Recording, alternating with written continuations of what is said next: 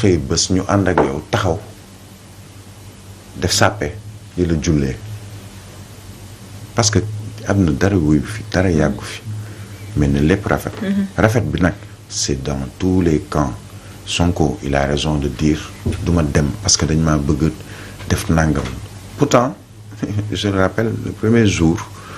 il a fait un point de presse qu'est-ce qu'il avait dit su procédé suba nañ dem procès suba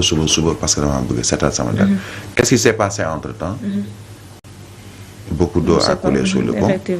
Qu'est-ce qui s'est passé entre-temps? tuumaan lañ ko lijjanti nañu fii wala nangam. Qu'est-ce qui s'est passé entre-temps? ba moom mu dem ba tey braqué wu na ni. bu mbir mi génn dew ma fenn. tontu jiw ma kenn. mais conséquences yi on parlait de jugement par contumace. il peut être jugé. il peut, j'ai bien dit il peut. être condamné. Comme il peut bénéficier d'un non-lieu total sur cette affaire. Mais s'il est condamné, mais sur le plan politique ñi ànd ak moom ñëpp coolee bari lu mën a xew ci réew mi tamit. S'il est condamné et qu'il est au Sénégal, mais les gens vont aller le prendre. Je vous donne 2 exemples yoo xam ne il faut pas que ñu fàtte ko.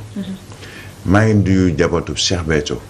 Il y avait des fanatiques de Cheikh Béthio. Il y en a toujours. ñoo xamee ne seen bakkan jaraloon na leen Cheikh Béthio ba tey jii wala njabootam.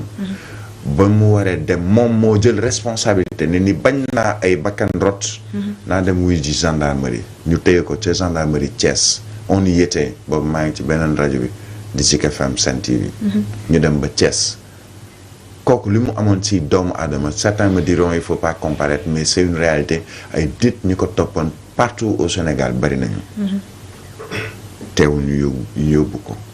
yàlla suñu borom xare ko àjjana tey taasuñu ci barkeem. ñeneen ak ñeneen doon koo mën a doon ci réewum Sénégal koo mën a doon ci àdduna. buñ la waree dugal doo yàlla doo yonent buñ la waree tëj ci kaso dañ lay tëj ci kaso. je parlais de l'histoire de Khadim Bousso. c'est un dignitaire religieux. am ay nit ñu nekk ci ginnaawam yore alalam yore teraangam. tey njabootam ba léegi ñu ngi naan mais dafa am loo leen diggoon defuñu ko mais ba ñu demee ba fan la mujjee.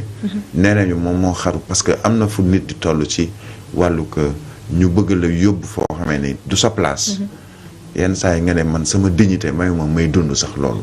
donc yooyu yëpp am na fii ci réew mi na nit ñi dal. c'est pas benn. Journaliste bu ñëw taxaw naan day joxe conseil mais c'est un Sénégalais qui a des enfants je le répète qui a une famille qui a des parents qui a des gens yoo xam ne bëgg nañ ko moom mu bëgg leen ñu bëgg ñooñu xëy dem liggéey ñii xëy tey war a joxe dépense amuñu dépense bu ñu joxe parce que mënuñu leen dem liggéey mais est-ce que Sonko moo leen jox dépense wala est-ce que Macky Sall moo leen jox dépense wala waa APR wala waa Benno non dañuy toog après naan fondé wala set am na ñoo xam ne léegi dem xam nañ ba bu ñu waxee waxu procès sax la veille dañu wut seen benn 100 francs cere 200 francs soow teg fële parce que day leer ni le lendemain añ bi assuré wul ndekki bi assuré wul reer bi assuré wul. merci Birahim beneen situation boo xam ne dinañ ci wax Lamine Senghor maa ngi koy wax sànq ak Birahim ci pàcc bu njëkk bi ñu ci bari jamono ji caabi mi ngi leen féete ginnaaw parce que li ñu leen jàppee bokk na ci yee fitna téeméer boo jël juróom fukk yi mën nañu wax loolu mais ñu gis ne à chaque fois Ousmane Sonko bu ñu ko woowee gis nañ ñi def këram takk der yi tere ko mu génn këram moom ak njabootam est-ce que loolu également du indi yee fitna parce que ñi nga xam ne ñoo ànd ak moom certainement dañuy dem ci këram pour soutenir ko. Non mais c'est tout à fait normal la meilleure façon de se défendre c'est d'attaquer loolu la ñu gis à Ziguinchor maanaam ils ne se sont pas laissés aller tàmbale woon na fii nag ci Dakar cité Kër Gorgui waaye comme ni ñu koy waxee rek xam nga ki jóg naan la li nga bëgg a def duñ ko fi nangu te fi nga jëm ñun xam nañ ko li muy def mooy tere la nga yegg fi nga jëm loolu mooy yoon te les gens qui de Pastef ils sont tellement motivés que ñoom nee nañu puisque le projet du gouvernement puisque le projet de cette justice puisque le projet de l'État mooy ñoom ñu daal di faagaagal seen i adversaires seen i leader politique duñ ko nangu donc c'est tout à fait normal ñu daal di ñëw pour barricader pour en tout cas faire un bloc derrière cette personne là derrière ce leader moral là bi nga xamante ne moom la ñu yaakaar ne ëllëg moom mooy doon njiitu réew Sénégal pour pouvoir en tout cas indi fii li nga xamante moom la ñu gis ci réew mi ngir mu mën a devancer ngir mu mën a avancer maintenant est-ce que maanaam tey taxawaay bi loolu la war a doon parce que boo ko seetloo ko ni ma ko waxee léegi ñoom à chaque instant que ñu def ce genre de blocus là par exemple ñu jël le cas de cité Kër Gorgui mais cité kër góor gi bu ñu ko jëlee ñoom bu ñu procès amee gars yi bu ñu ñëwee maanaam fourgonnette yi ñëw yeneen ñëw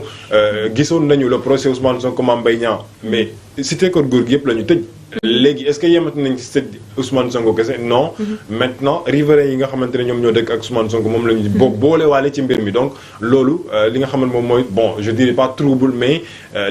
maanaam wàññi. tënk nit ki maanaam ci li nga xam moom mooy liberté maanaam ak yële parce que la liberté de circulation la liberté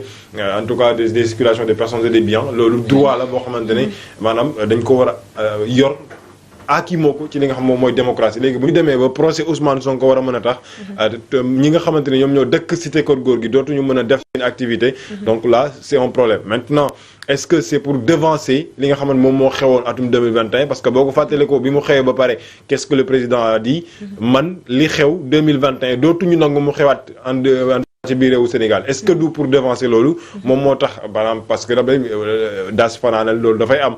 laataa ñuy xaar nit ñi génn pour attaquer des institutions wala nit ñi di génn pour manifester ak i ñoom seen est-ce que waruñu def un bloc défendre li nga xam moom mooy loolu maanaam def un bloc prévenir loolu donc est-ce que loolu moo tax nit ñi di génn ci li nga xamante moom mooy maanaam sécurité bi toll noonu di génn donc là aussi c'est un point d'interrogation. Parce que l'État a l'obligation. Je salue le ministre Farba Senghor qui nous suit depuis ce matin qui envoie des textos di wax également xalaatam di apprécier ce qu'on fait et d'autres le ministre Abdoulaye Seydou Sow et d'autres citoyens sénégalais yoo xam ne qui sont même de l'opposition ou qui sont même des pro-Sonko qui apprécient pour dire que il faut dire la vérité telle qu'elle est. L'État a l'obligation d'assurer ta sécurité, la mienne, celle de Alamine, celle de Cheikh, celle de Ousmane Sonko, celle des habitants de Cité Keur Gorgui, d'assurer la sécurité de ceux qui habitent Ziguinchor, mais d'assurer la sécurité face à qui? À celui qui veut semer la pagaille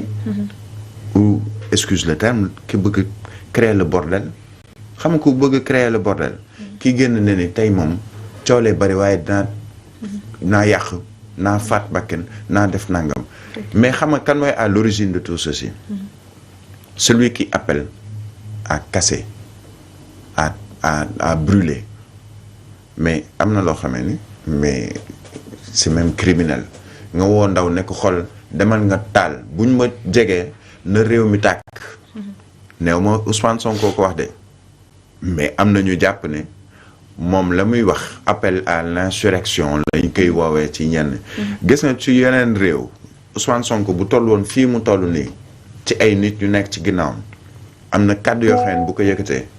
procureur moo koy woo bu ñëwul ñu jëli ko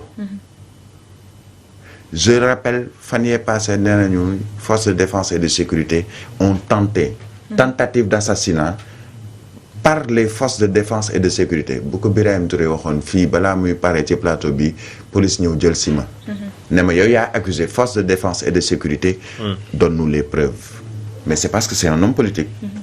il joue sur la communication également c'est de bonne guerre il joue sur la communication mais am na foo xamee ni je le dis je le maintiens je le répète l'État est responsable de toute cette situation l'État central et je m'explique l'État central est responsable de toute cette situation au début mënoon nañoo teel a baral mbir mi ñu dem ci procès bu ñu waree dem ci procès ñu déglu ñu war a déglu ko ñëw ne ni dañ la tuumaal par force nga ñëw wuy si dès le début bon du ñu agsi ci 2021 ay nit ñu faatu ak yeneen mais l'État central la mu def mooy non damay bañ coow am damay bañu taal fii damay bañu nangam ak nangam un État fort reste un État fort xam nga c'est quoi la force de l'État c'est pas de brimer de lancer des grenades lacrymogènes ou de tirer sur des gens non l'État fort mooy qu'on respecte ses institutions mooy lan magistrature justice dañ la woo à la kulial bu ñu waree activer ñu war a dem pour lijjanti pour justice bu ñu la woo nga wuy ji ko pour mën a sauvegarder justice mais les magistrats je le disais tout à l'heure mais magistrats yi est-ce que tey mën nañu am na magistrat bi yore dossier bi bu tëddee këram ay sécurité ñoo koy garder parce que même sa vie est en danger ndax lan benn procès ñu ne diw moo tuumaal diw na ñëw weddi tuuma wala ñu ñëw ñu wax ni mu leer ni tuuma yi